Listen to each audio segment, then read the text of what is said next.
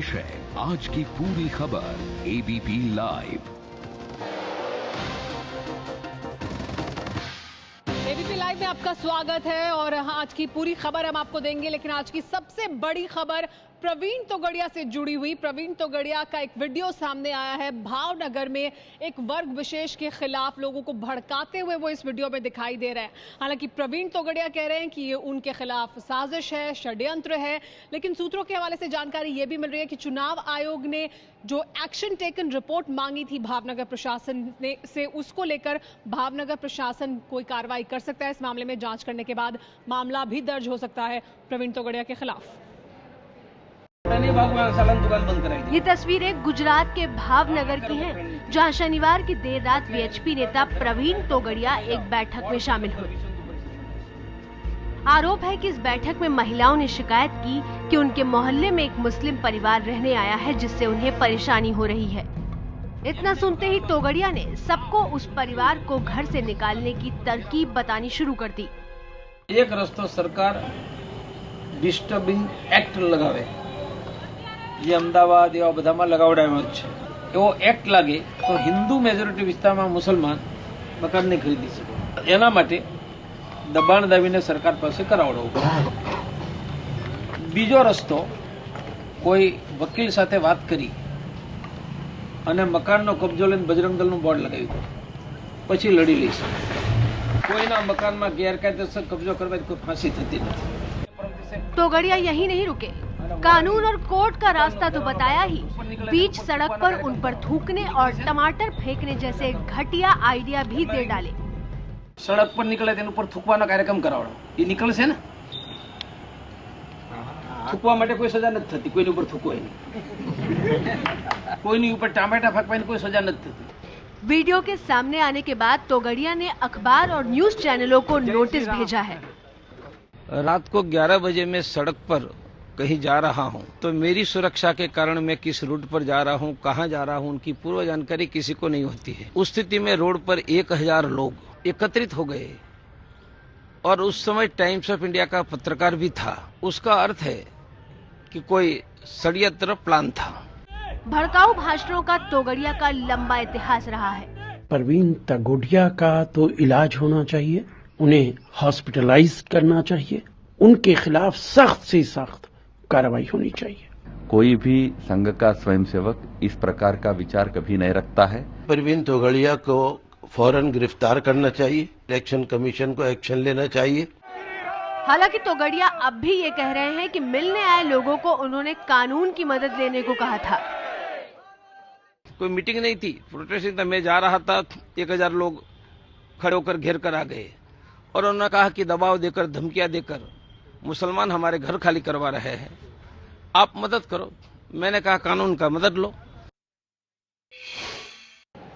और इसी मुद्दे पर बात करने के लिए कि क्या प्रवीण तोगड़िया को गिरफ्तार किया जाना चाहिए, हमारे साथ तमाम मेहमान मौजूद हैं। हमारे साथ राजनीतिक मेहमान मौजूद हैं। हमारे साथ सुधांशु त्रिवेदी जी होंगे बीजेपी से, इसके अलावा हमारे साथ कांग्रेस पार्टी से अर्जुन मोडवाडिया जी होंगे।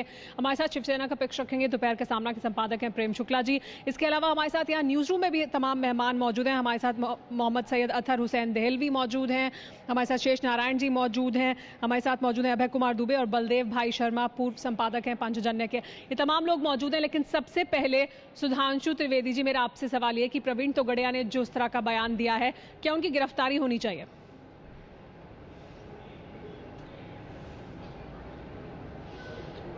देखिए, जो प्रवीण तोगड़िया जी ने बयान दिया, इसके 3 पक्ष हैं। व्यक्ति के रूप में प्रवीण तोगड़िया, नंबर 2 जिस संगठन में प्रवीण तोगड़िया है उसका स्टेटमेंट, और भारतीय जनता पार्टी के साथ संबंध।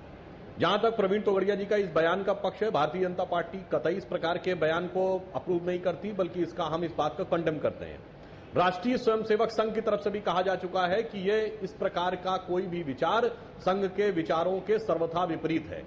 प्रवीण तोगड़िया जी व्यक्ति के रूप में इसको डिनाई कर चुके हैं और वो लीगल नोटिस भी दे चुके हैं। तो जब व्यक्ति, संगठन और राजनीतिक दल तीनों स्तरों पर यह बात स्पष्ट हो चुकी है जी, तो मुझे नहीं लगता कि इस बात पर और कोई प्रश्न पूछने का उचित रहेगा। सुधांशु जी, मेरा सवाल सीधा आपसे यह था कि क्या जिस तरह का बयान दिया उसको लेकर गिरफ्तारी होनी चाहिए या नहीं?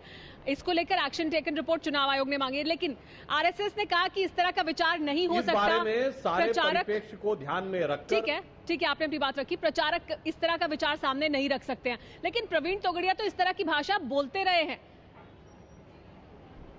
उनका एक इतिहास रहा है, उस तरह के बयान वो देते रहे। आज ये बहुत ही आगे बढ़कर उन्होंने बयान दिया, वो सामने आया।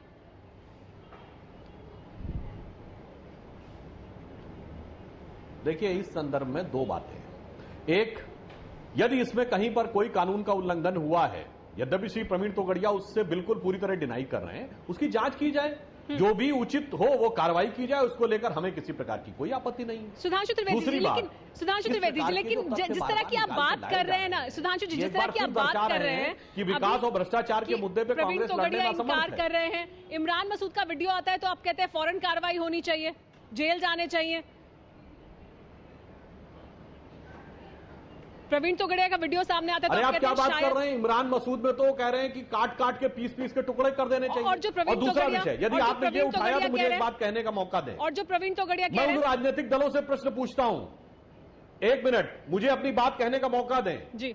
मैं उन राजनीतिक दलों से प्रश्न पूछता हूं जो इस ढंग की राजनीति करते हैं। याद करिए 2006 में केरल की पूरी विधानसभा में, जिसमें कम्युनिस्ट और कांग्रेस दोनों शामिल थे, तमिलनाडु के जेल में बंद मदनी की रिहाई के लिए यूनानिमस प्रस्ताव पारित किया और पूरा देश कुछ नहीं बोला।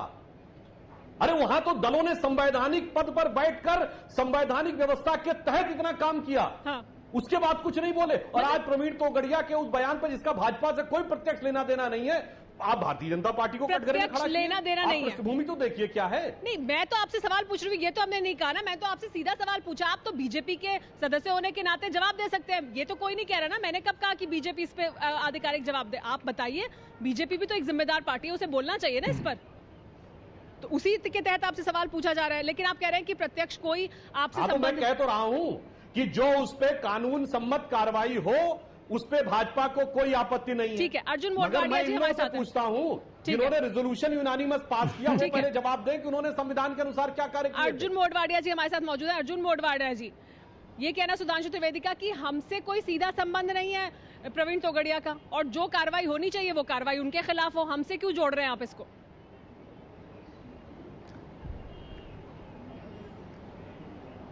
जब दंगा करवाना होता है तब संबंध होता है, और दंगा नहीं करवाना है उस समय ऐसी ही तरह बात कर देते हैं। बाकी सभी जो वीएचपी हो, बजरंग दल हो, भाजपा हो, सभी आरएसएस की ही अंग बने हैं। ये सब दुनिया जानती है, उसको छुपाने की क्या जरूरत है, मैं समझता नहीं हूँ। उसमें मैं ये कहता हूँ कि सख्त कार्रवाई तो होनी चाहिए, लेकिन उसकी जबान बीजेपी की यहाँ क्यों बदल जाती है? यहाँ जो केरला की बात करते हैं, लेकिन गिलानी जो अलगतावादी पाकिस्तान कश्मीर के अलगतावादी नेता हैं, उनके मिलने के लिए मोदी जी दूत भेजते हैं, तो उसका जवाब क्यों नहीं देते? वो तो अलगतावादी है, अलग कश्मीर की बात कर रहे हैं, पाकिस्तान परस्त हैं, तो उसका क्या जवाब है?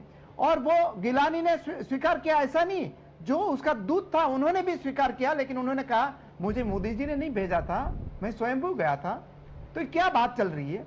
अब मैं किसी भी कोई भी बोले ऐसे उनके सामने कार्यवाही करनी चाहिए, जैसी तरह इमरान के सामने हुई, तोगड़िया जी के सामने भी होनी चाहिए। अमित शाह जिस तरीके से उन्होंने बयान दिया, जो भी इस तरह का बयान कार्रवाई होनी चाहिए, तरीके से उनको भी उनके सामने भी एक्शन होना चाहिए। हमारे साथ अमित शाह की तो जमानत जब्त होनी चाहिए, क्योंकि वो आज जमानत पर हमारे साथ शेष नारायण जी मौजूद है। शेष नारायण जी, लेकिन बीजेपी का कहना है कि हमसे क्यों जोड़ रहा है, वो तो बीएचपी से, और ये व्यक्तिगत तौर पर अगर वो बयान दे रहे हैं तो जो कार्रवाई हो वो होनी चाहिए। नहीं, बीजेपी बिल्कुल ठीक भाई, उनसे जोड़ने का कोई केस नहीं है, लेकिन ये कि उनको आपत्ति नहीं है। सुधांशु त्रिवेदी जी, आप डिमांड क्या कर रहे हैं ये बताइए? क्या किसी रास्ते चलते हुए हिंदू हो मुसलमान हो, थूकने का भी कोई प्रावधान, कोई शिष्टाचार है?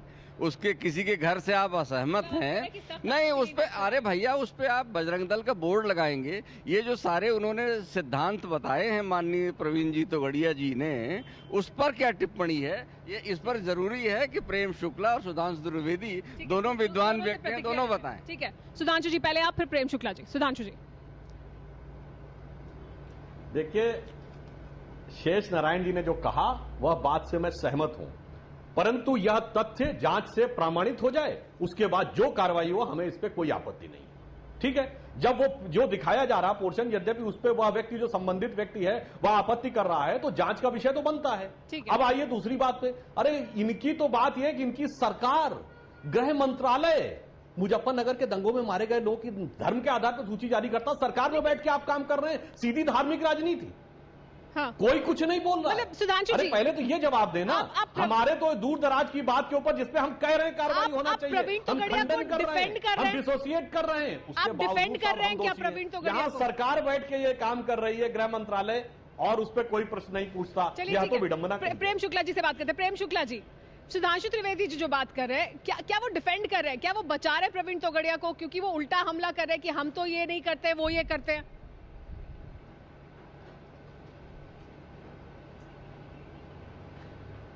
नहीं, मुझे लगता है कि सुधांशु त्रिवेदी जी को प्रवीण तोगड़िया के बचाव कोई आवश्यकता ही नहीं है। प्रवीण तोगड़िया डिनाई करें कि मैंने ये बयान नहीं दिया।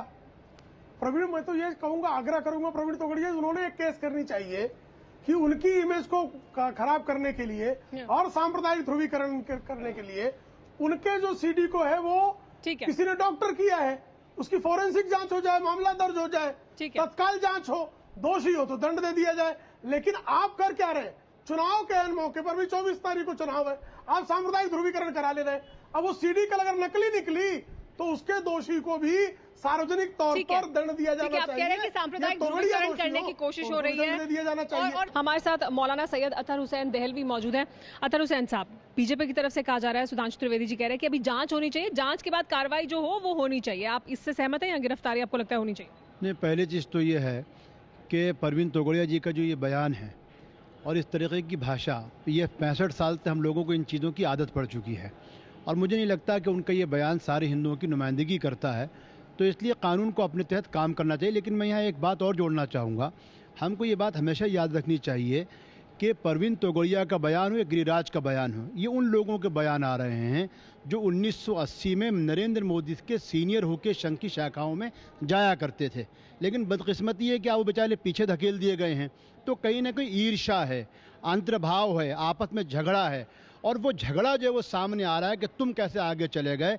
जो लोग विकास के नाम मोदी के विरोधी हैं, इस वजह से इस तरह के हाँ बिल्कुल। देखिए, परेशानी ये है कि इस देश में जिस मैं वही, मुझको मेरी बात मुकम्मल, जिस विकास की आप बात कर रहे हैं, अभी तक आपने ये तो बताया नहीं विकास होगा कैसे। आप नेगेटिव पॉलिटिक्स करते रहे, आप कहीं तो इसलिए मुझको लगता है कि वो बंदर बाट जो हो रहा था, जिसमें बिल्ली बंदर और बिल्ली का झगड़ा था, ये वो है जिसमें मुसलमानों के नाम पर सेकुलर हिंदुओं को ठगने और छलने की कोशिश हो रही है। कौन कर रहा है कोशिश? ये तो सब बताते हैं। गिरिराज का बयान हो, कुछ भी ये कहते हैं साहब हमें नहीं मालूम किसने क्या। आप खुद हमारे चतुर्वेदी साहब ने कितनी सफाई के साथ इतना डिप्लोमेटिक जवाब दे दिया कि भाई आप जो है वो तोगड़िया साहब करें। तो मुझे लगता है त्रिवेदी जी क्या कहेंगे आप इस पर जो अतहर साहब कह रहे हैं?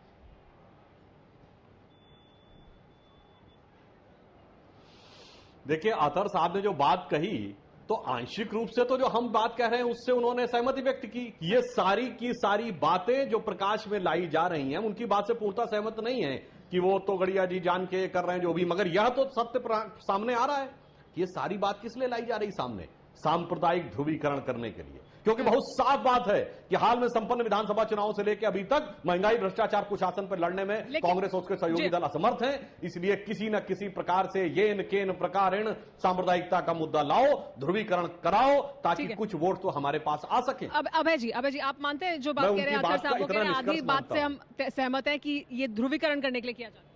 इस तरह की हर घटना ले तो चुनावी राजनीति को ध्रुवीकरण की तरफ जाती है, ये बात सही है। लेकिन मैं इस घटना की रोशनी में एक थोड़ा सा बृहत्तर प्रश्न उठाना चाहता हूं, जो उसको चुनावी राजनीति से थोड़ा अलग करके देखने की भी जरूरत है।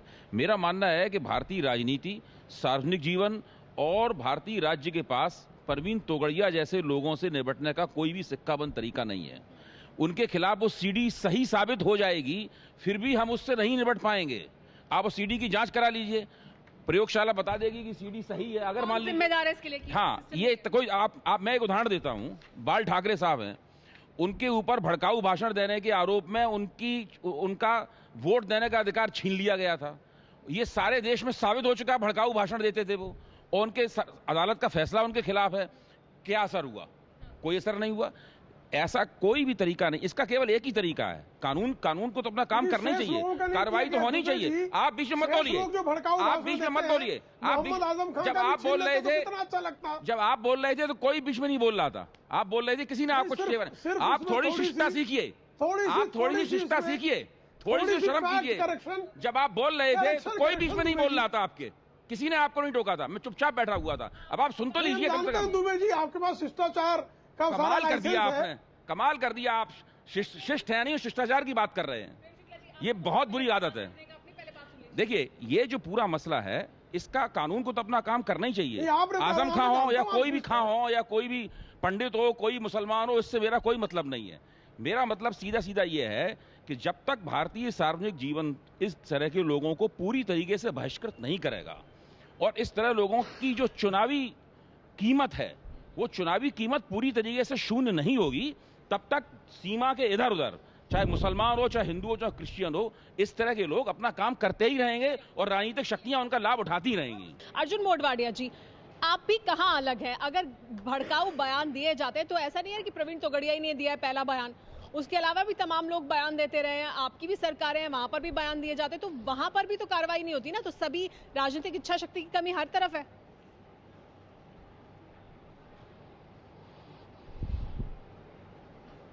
इस बारे में बार बार इमरान की बात होती है, उनकी अरेस्ट हुई और वो भी 8 साल पुराने की, और हमने कभी बचाव नहीं किया कि कानून के मुताबिक काम करना चाहिए। वहाँ की सरकार ने जो एक्शन लिया उसके बारे में हमें कुछ नहीं कहना। लेकिन मैं कहता हूँ कि कल जो गिरिराज सिंह का बयान आया, आज तोगड़िया जी का बनाया, और आज तक गिरिराज सिंह तो बने हुए हैं कि जो मोदी का विरोध कर रहे हैं उनको पाकिस्तान भेजना चाहिए। क्या यहाँ 67% लोग आज मोदी को सपोर्ट नहीं कर रहे हैं? क्या 67% लोगों को आप वहाँ पाकिस्तान भेज देंगे? क्या आडवाणी जी आज मोदी जी का विरोध कर रहे हैं कि वो प्राइम मिनिस्टर नहीं बनना चाहिए? मुरली मनोहर जोशी विरोध करते थे कि वाराणसी की टिकट उनको नहीं देनी चाहिए, सुषमा स्वराज विरोध करती थी। तो क्या उन सबको पाकिस्तान भेजना चाहिए? कैसी मानसिकता है?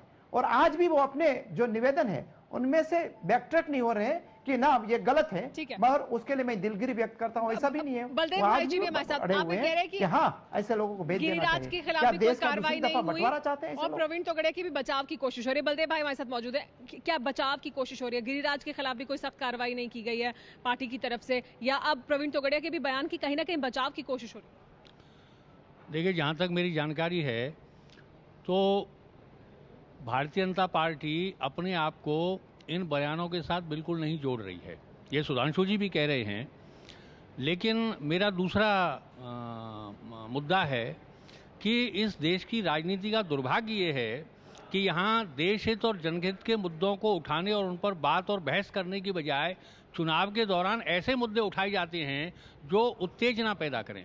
ये सबको समझ लेना चाहिए कि इस देश में हिंदू, मुसलमान या दूसरे जो भी समुदाय हैं वो इस देश का अंग हैं, लेकिन किसी भी पार्टी को ये अधिकार नहीं है कि एक पर उंगली उठाओ और अपना वही पाप पुण्य के रूप में बदल दो। लेकिन प्रवीण तोगड़िया की अगर बात की जाए तो वो उनका तो एक इतिहास रहा है इस तरह के बयान देने को लेकर। वो आरएसएस से सीधे ना जुड़े हैं, वीएचपी से जुड़े हैं, वो आरएसएस की एक हिस्सा है, तो उससे कैसे इनकार किया जा सकता है? आरएसएस से अब ये कहा जा रहा है कि उनके विचार हैं, ऐसे कैसे अलग कैसे कर सकते हैं?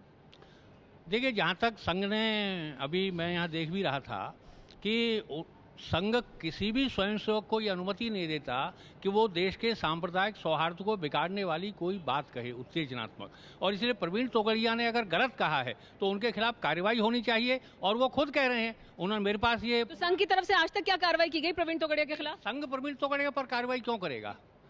प्रवीण तोगड़िया विश्व हिंदू परिषद के पदाधिकारी हैं और इसके बारे में विश्व हिंदू परिषद को सोचना है। लेकिन प्रवीण तोगड़िया ने अपने वकील के माध्यम से जो लीगल नोटिस दिया है, मेरे पास रखा है, उसमें 37 पॉइंट्स हैं। नहीं भाई, सवाल ये है कि अगर वो संघ के हिसाब से काम नहीं कर रहे हैं, तो संघ की जो डिसिप्लिन है उसको नहीं कर रहे हैं, तो संघ वाले को क्या डरते हैं प्रवीण तोगड़िया को? उनके ऊपर भी थूक देंगे वो? क्यों नहीं, देखिए, संघ का डिसिप्लिन और विश्व हिंदू परिषद आप उसको जोड़ कर नहीं देख सकते। विश्व हिंदू परिषद अपने आप में एक स्वतंत्र संगठन है और उसमें लीगल नोटिस में तो कहा गया है कि इसकी सीबीआई जांच कराई जाए, अगर दोषी हैं तो उनको सजा देनी चाहिए। लेकिन उन लोगों को ये मुद्दा उठाने का कोई अधिकार नहीं है जो सिर के ऊपर तक सांप्रदायिक दुर्भावनाओं से घिरे हुए हैं, और कांग्रेस उसमें से एक है। जी, आप पर आरोप कि आपको अधिकार नहीं है मुद्दा उठाने का।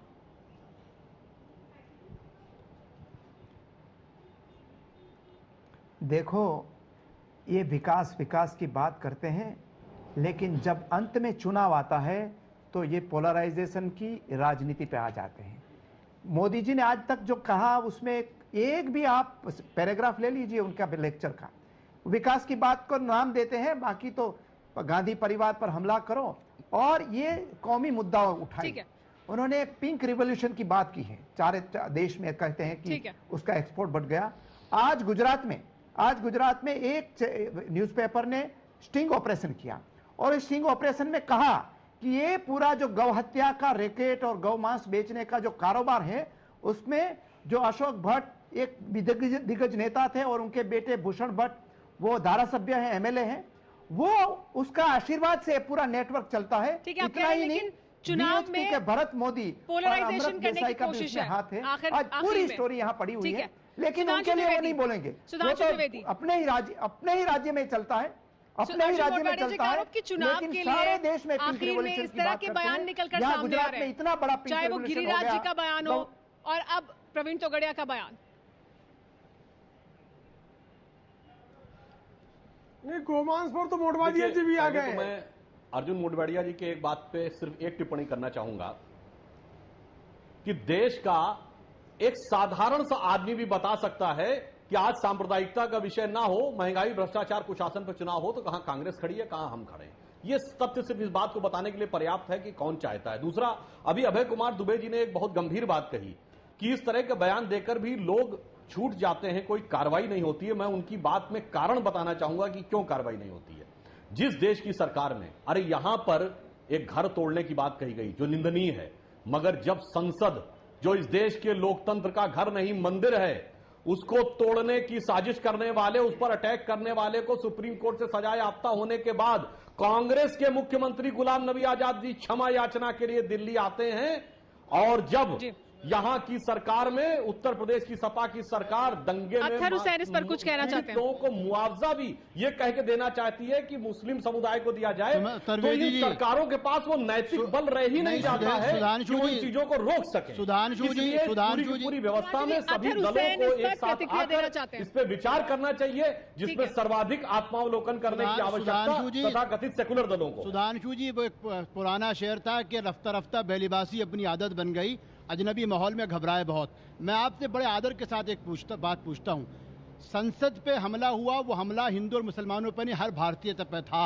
मैं आपसे पूछता हूं, अफजल गुरु की फांसी के लिए सबने समर्थन हमने भी किया, पर भुल्लर पे आप क्यों खामोश हो जाते हैं? आप बेअंत सिंह के कातिल पे क्यों खामोश हो जाते हैं? अगर अमरिंदर सिंह कि सिख विरोधी दंगों के बारे में कहते हैं तो आप समर्थन करते हैं, और तोगड़िया के लिए आप यहाँ पर इस तरीके की भाषा का प्रयोग करते हैं। हमारा मानना यह है कि आप भी दूध के धुले नहीं हैं। सबको मालूम होना चाहिए, पूरी जिम्मेदारी से कह रहा हूं कि संसद में एक बिल पास हो चुका था कि जम्मू कश्मीर भारत का अभिन्न अंग है, एलओसी और एलएसी, लेकिन उसके बावजूद भी जब आपकी सरकार थी, हुर्रियत के साथ किसने बातचीत करी? उन लोगों को जिनके आप आज देश विरोधी कह रहे हैं, उनके साथ आपके ही डिप्टी प्राइम मिनिस्टर ने बातचीत। इसलिए आप ऐसी बात मत कहिए, इस हम्माम में आप भी पूरे नंगे हैं। सुधांशु त्रिवेदी जी, देखिए, बातचीत करने में हमें कोई आपत्ति नहीं है। अरे पीडीपी और नेशनल कॉन्फ्रेंस वाले बोलते, वहां तक किसी की गनीमत थी। अरे कांग्रेस का मुख्यमंत्री जाके बोल रहा है, ये गंभीर बात है। देश का राष्ट्रीय दल जो सत्ताधारी दल है, सभी दलों की जिम्मेदारी होती है, पर सत्ताधारी दल की जिम्मेदारी सबसे बड़ी होती है। लेकिन आप इस बात का जवाब नहीं दे रहे कि आप भी उसी में शामिल हैं। प्रेम शुक्ला जी की प्रतिक्रिया ले लेते हैं, लेकिन इस पर 1 मिनट में आती हूँ। अर्जुन मोटवानी जी, प्रेम शुक्ला जी, लेकिन जो प्रवीण तोगड़िया ने कहा है, आज तो उसकी बात हो रही है ना। ये तमाम मुद्दे तो हैं, इन पर लगातार हमेशा चर्चा हो रही है। इस मुद्दे पर गंभीरता से क्यों उस पर आपत्ति नहीं दर्ज कराई जा रही?